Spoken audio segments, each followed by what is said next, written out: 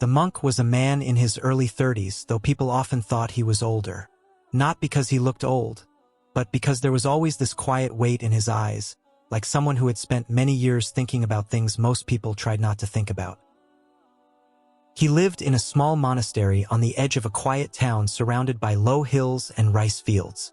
The mornings there always began the same way, long before the sun rose. Every day he woke up while the sky was still dark blue.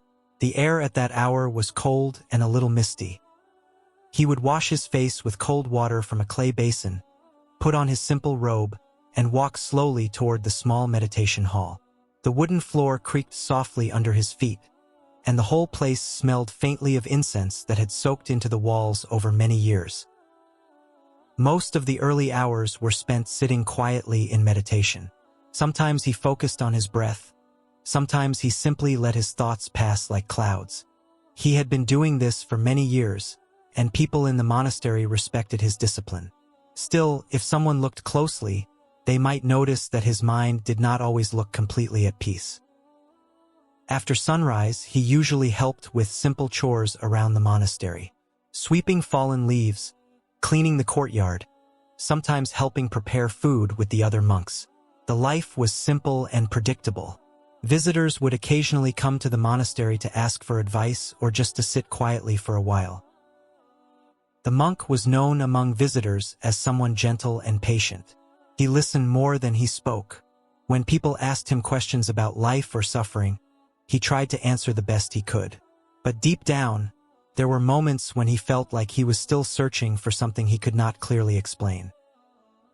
In the afternoons, he often walked along a narrow dirt path behind the monastery.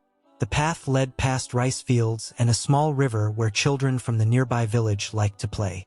He liked those walks. The sound of water and distant laughter sometimes made his thoughts feel lighter. But even during those quiet walks, questions sometimes came into his mind. Questions about truth, about God, about the meaning behind everything people believed. He never spoke about these thoughts with the other monks, not because he was afraid, but because he felt the questions were still too unclear even for himself. One afternoon, after returning from his walk, he found a letter waiting on a small wooden table in the monastery office. It was unusual. The monastery rarely received letters directly addressed to him. The envelope looked formal, with a printed seal from a large organization he had heard about before. The letter was an invitation to attend a large gathering of religious leaders. Representatives from many traditions would be there. Monks, priests, scholars, pastors, rabbis, and Muslim imams. The purpose of the event was to discuss peace, faith, and understanding between religions. He read the letter twice, slowly. At first he thought maybe they had sent it by mistake, but his name was clearly written there. The abbot of the monastery later told him it was a good opportunity and encouraged him to attend. A few weeks later, he found himself standing in a huge conference hall filled with people from many different backgrounds and beliefs. The hall was bright and busy, filled with conversations in different languages and the soft rustling of robes and formal clothes. As he quietly looked around the room, his eyes suddenly stopped on one figure sitting not far away. An old Muslim imam with a white beard and calm posture. There was something about the man's face, a deep, peaceful stillness that immediately caught the monk's attention, and for a moment he simply stood there watching, strangely moved by a calm he could not quite explain. The next morning, the large hall was even more crowded than the day before. Religious leaders from many different traditions filled the seats, some wearing robes, some in suits, some in clothes that showed the long history of their beliefs.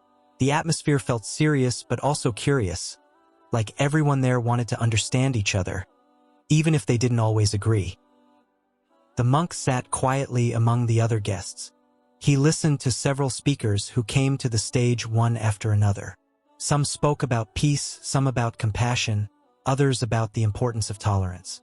The speeches were thoughtful, but many of them sounded familiar to him, like ideas he had heard many times before. Then it was the turn of the old Muslim imam he had noticed the day before. The elderly man slowly walked toward the stage with calm steps. His white beard moved slightly as he walked, and even before he began speaking, the room seemed to grow quieter. When the imam started speaking, his voice was not loud, but it carried clearly through the hall. He talked about faith in God, about humility, about how human beings often search everywhere for peace while forgetting the one who created them. His words were simple, not complicated, yet they felt deep and sincere. The monk found himself listening more carefully than he had expected. The imam spoke about Islam as a path of surrender to God, about living with responsibility, kindness, and awareness that every action is seen by the Creator. There was no anger in his voice, no attempt to argue with other religions. It felt more like an invitation to reflect. As the speech continued, the monk noticed something strange inside himself. It was not disagreement, and it was not blind agreement either.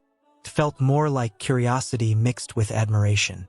The calm confidence in the imam's words made him feel like the old man was speaking from something real, something deeply lived.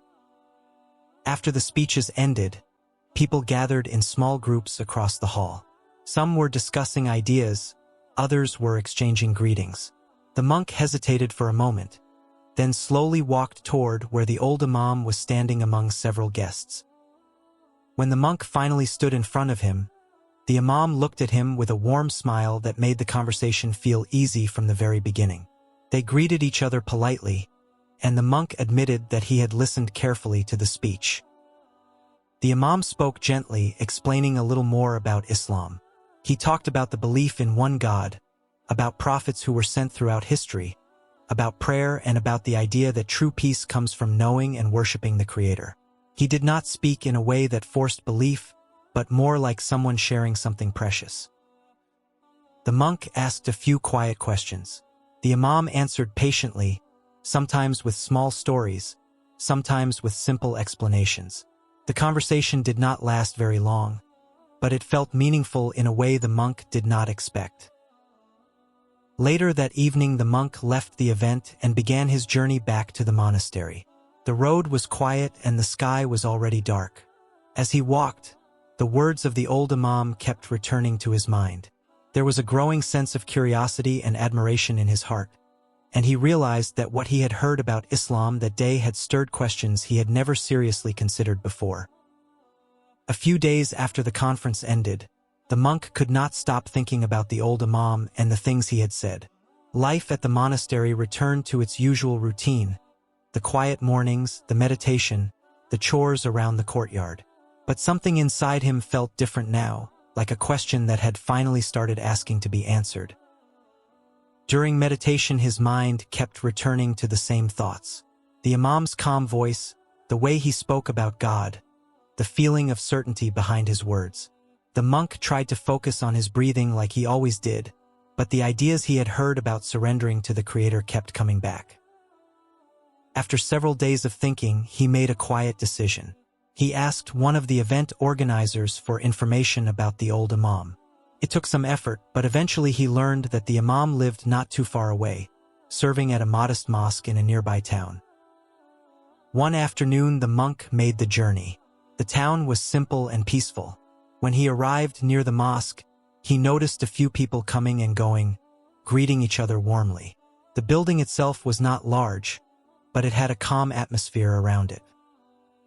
Outside the mosque, near the entrance, there was a wooden bench under a small tree. Sitting there was the same old imam he remembered. The white beard, the gentle eyes, and that same quiet expression that had caught his attention during the conference. The monk walked slowly toward him. When the imam saw him, he smiled as if he remembered him immediately. They greeted each other again, and the monk sat down beside him on the bench. For a moment, they simply sat in silence while the afternoon breeze moved through the leaves above them. Then the monk spoke honestly. He told the imam that their conversation at the conference had stayed in his mind ever since. He said that he wanted to understand more about Islam, not just as an idea, but as a way of life. The old imam listened carefully, nodding gently. He explained again about believing in one God, about the prophets, about the Quran, and about living life in awareness of the Creator. His voice was calm, patient, and full of kindness. After a long conversation, the monk looked thoughtful for a while. Then he slowly said something that surprised even himself. He said that the more he listened, the more he felt that this was the truth he had been searching for all these years. He told the imam that he wanted to accept Islam. The imam's face softened with a quiet smile. He guided the monk through the simple words of the Shahada, the declaration of faith. There was no crowd, no big ceremony, just two people sitting on a bench outside a small mosque as the sun slowly began to set. In that quiet moment, the former monk felt a kind of peace he had never experienced before. The long search inside his heart finally felt like it had found its direction. And that is how the journey of one man changed in the most unexpected way, beginning with a simple meeting and an honest conversation. If you enjoyed this story, don't forget to follow the channel and watch the other videos as well. There are many more meaningful stories waiting for you to discover.